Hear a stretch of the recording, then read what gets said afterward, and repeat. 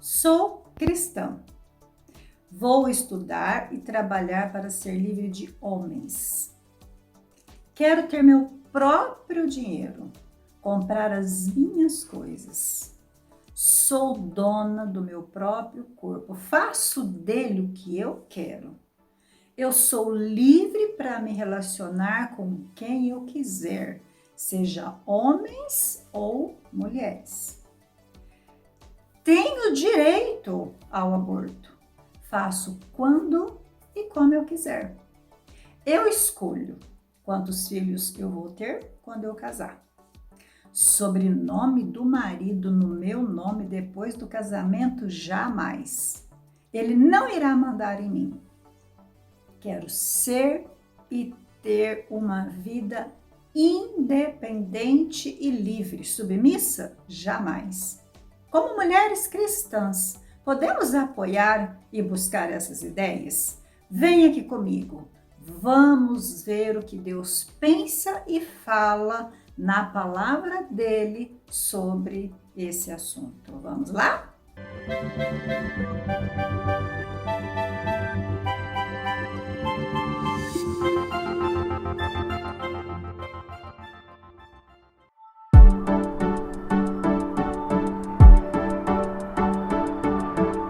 Mulheres do mundo inteiro têm sido bombardeadas por doutrinas ideológicas e movimentos de consciência coletiva como o feminino e empoderamento feminino. As mulheres cristãs, como as demais, elas acabam se tornando alvo dessas doutrinas de cunho seculares.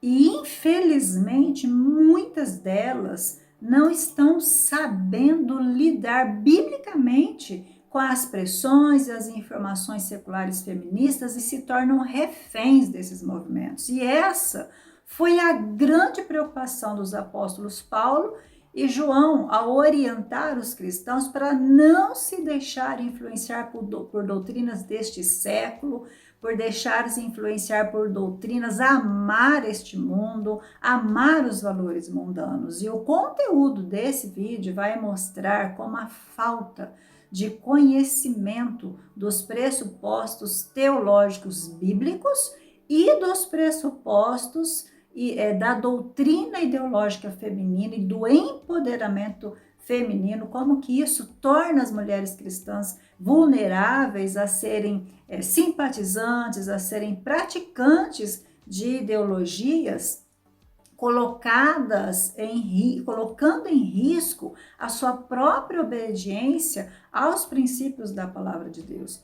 E a ideia também é desafiar as mulheres cristãs aqui a pensar sobre esses assuntos fundamentadas biblicamente. Não é o meu objetivo aqui avaliar se é certo, se é errado, buscar, apoiar, participar, se envolver com essas ideologias, porque eu creio sinceramente que quando nós somos devidamente orientadas sobre os fundamentos de cada ideologia, nós somos sim livres para poder fazer as nossas escolhas que glorifiquem ou não a Deus, e vamos responder isso de forma individual pelas respostas que nós damos à palavra de Deus. Então essa é a grande preocupação.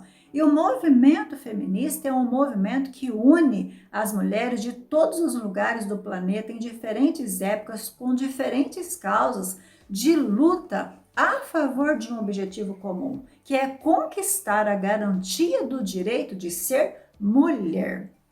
E esse movimento é um movimento que ganhou forças a partir do iluminismo na Europa. O movimento se propõe a lutar por toda e qualquer forma de discriminação e injustiça econômica, política, social, cultural, religiosa contra a mulher. Nós vamos então perceber que a palavra de Deus, ela simplesmente direciona com sabedoria, ela direciona com equilíbrio, harmonia, amor e justiça de Deus sobre nós. Muitas dessas lutas são justas. A ideia não é dizer se estão certas ou erradas, como eu já disse ontem, no que elas fazem.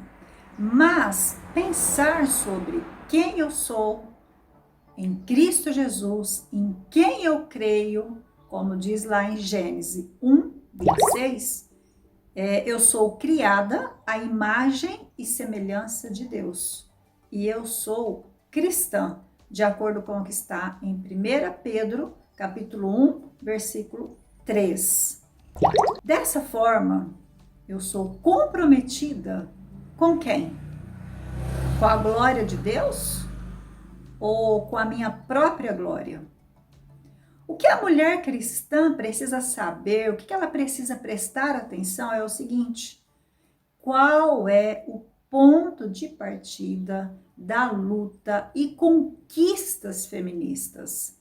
A partir de que ideias elas constroem essa luta? Isso é que vai fazer a diferença. Por exemplo, a Simone de Beauvoir, em 1949, uma mulher notável, uma mulher influente, responsável, inclusive, por consagrar o movimento, quando ela fez uma análise da mulher na sociedade. E ela diz o seguinte: ninguém nasce mulher. A pessoa se torna uma mulher. Ou seja, cada mulher, ela escolhe se ela quer ou não ser mulher. Depende do corpo que ela está. Se ela é uma mulher no corpo de um homem, que seja mulher. Se ela é um homem no corpo de uma mulher, que seja um homem. Sobre Deus, ela diz o seguinte, olha a afirmação que ela faz. Era mais fácil imaginar um mundo sem o Criador do que um Criador carregado de todas as contradições do mundo. Gente, olha como isso é sério. E é preciso compreender que a pessoa que emplacou o movimento, essa mulher, a Simone de Beauvoir, ela foi ateísta, ou seja, ela não cria em Deus, ela nunca se casou, ela nunca teve filhos e ela vivia uma vida promíscua. Ela tinha relações sexuais tanto com homens quanto com mulheres. Sobre o casamento, ela pensa o seguinte: casamento é uma instituição problemática, ela é falida na sociedade moderna. Não são as pessoas que são responsáveis pelo fracasso do casamento. É a própria instituição que ela é pervertida desde a sua origem. Perceba que o que ela fala contra os princípios da palavra de Deus, ela fala contra o próprio Deus. E a maternidade, ela diz o seguinte: a maternidade é uma escravidão, onde a mulher abdica da sua vida para poder ter a obrigação de se casar, procriar e ser dona de casa. Olha as frases dessa mulher. Entre as que se vendem pela prostituição e as que se vendem pelo casamento, a única diferença é o preço e a duração do contrato. Presta atenção na fala dessa mulher. Então, queridas, o ponto de partida dessa mulher é: Deus não existe. E isso não era algo velado. Ela fazia questão de deixar isso totalmente claro diante das suas falas. Então, não, ela dizia o seguinte: cada mulher é dona de si, não há a quem se sujeitar. Devemos ser livres, livres dos homens. Essa ideia disseminada por ela se manifestou de várias formas na luta pelas mulheres, né? Na luta das mulheres. O trabalho de dona de casa, o trabalho como doméstica, como aquela mulher que serve a sua família, ela disse que isso é uma escravidão. Agora, trabalhar fora para ela é sinônimo de independência, é sinônimo de felicidade. A mulher, ela nasce sem identidade, então ela tem que construir a sua identidade.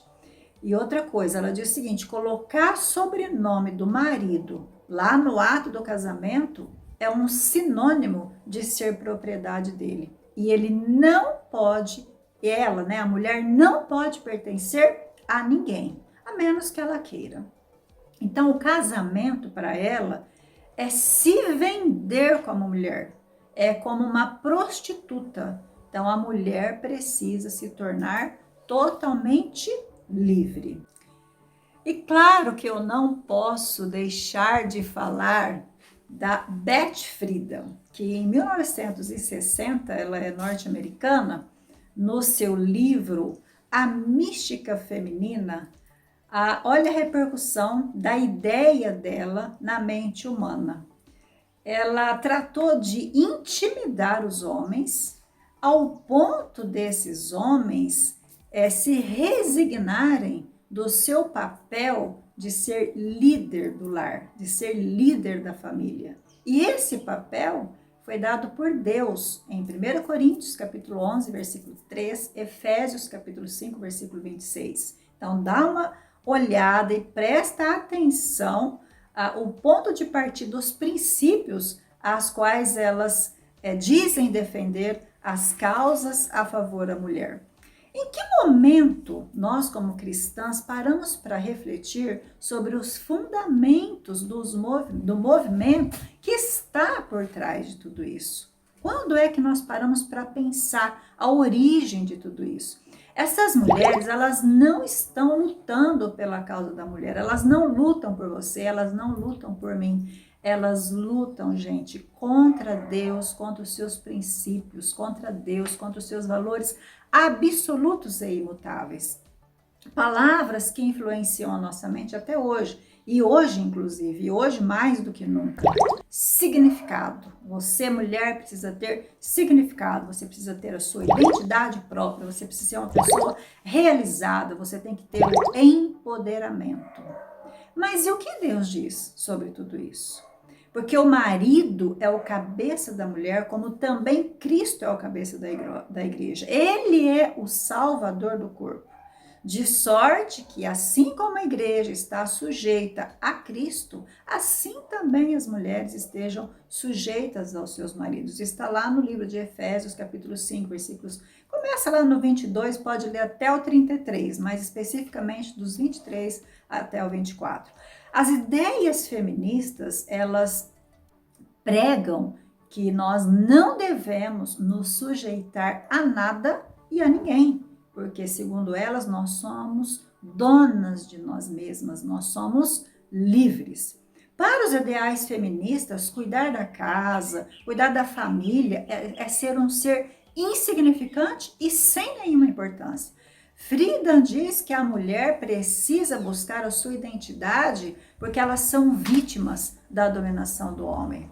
Ela defende a autoridade idêntica entre o pai e a mãe na condução do seu lar, na educação dos seus filhos, inclusive nos serviços domésticos. Mas, e o que Deus fala sobre isso? Efésios 5, 22, 23, olha o cuidado de Deus, que Deus amoroso que nós temos. A ordem que Ele dá é: maridos, amai as vossas esposas. E as mulheres, a palavra de Deus diz, né, que nós devemos ser submissas aos nossos maridos e respeitá-lo. Então, observe que o que Deus propõe é uma harmonia, é um equilíbrio, é amor mútuo, é compromisso junto, é serviço ao Senhor, para que o Senhor seja glorificado.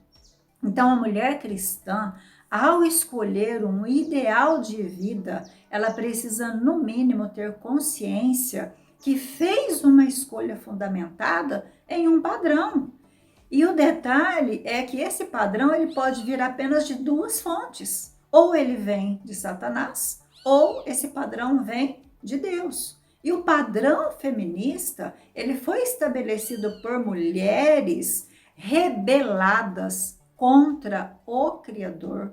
E apesar de parecer ser importantes e muitas vezes até justas as causas às quais elas se propõem a defender, elas podem levar a mulher cristã a desprezar a glória de Deus, porque o movimento está fundamentado em padrões que são totalmente contrários ao que eu apresentei para vocês, que a palavra de Deus nos propõe.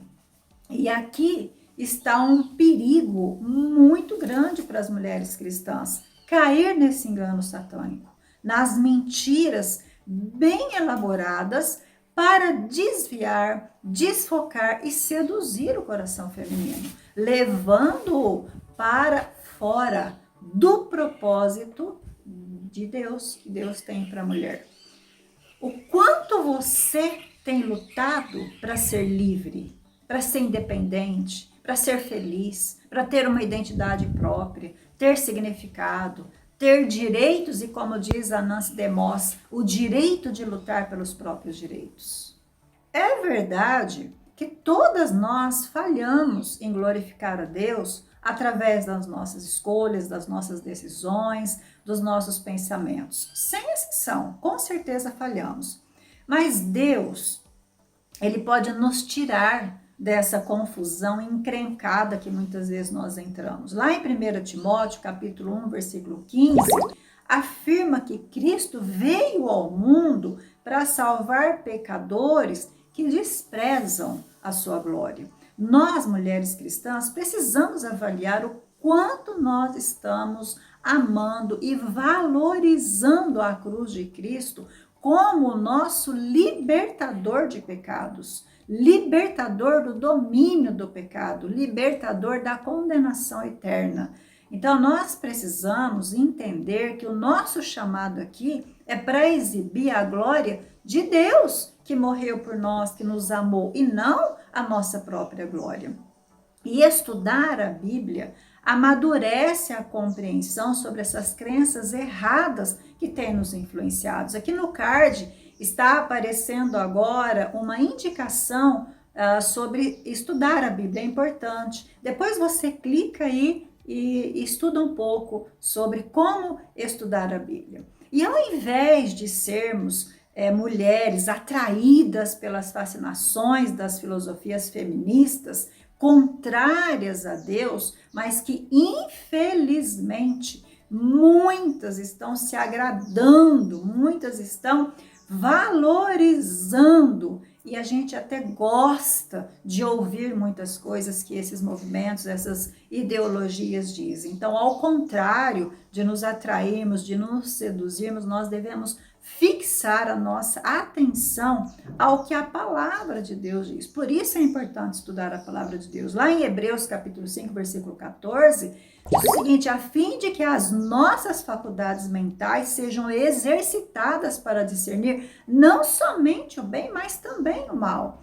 Tende cuidado para que ninguém vos faça presa sua, por meio de filosofias e vãs sutilezas, segundo a tradição dos homens, segundo o rudimento do mundo, e não segundo Cristo. Isso já está em Colossenses capítulo 2, versículo 8. Então, presta atenção que a palavra de Deus, ela nos orienta, ela é clara, por isso nós precisamos entender, estudar, para a gente não cair nessas ciladas. Então, como é que a gente pode fechar essa ideia? Como nós podemos concluir?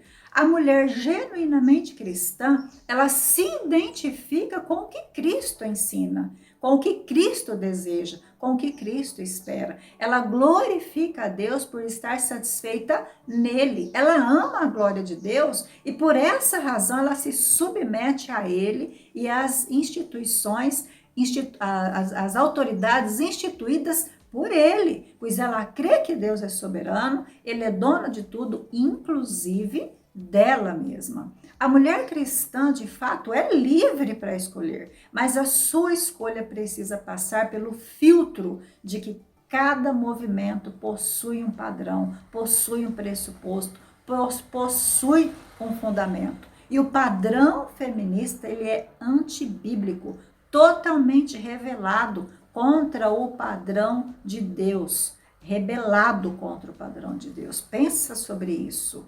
Pense biblicamente a respeito da seriedade da fundamentação do padrão do movimento feminista.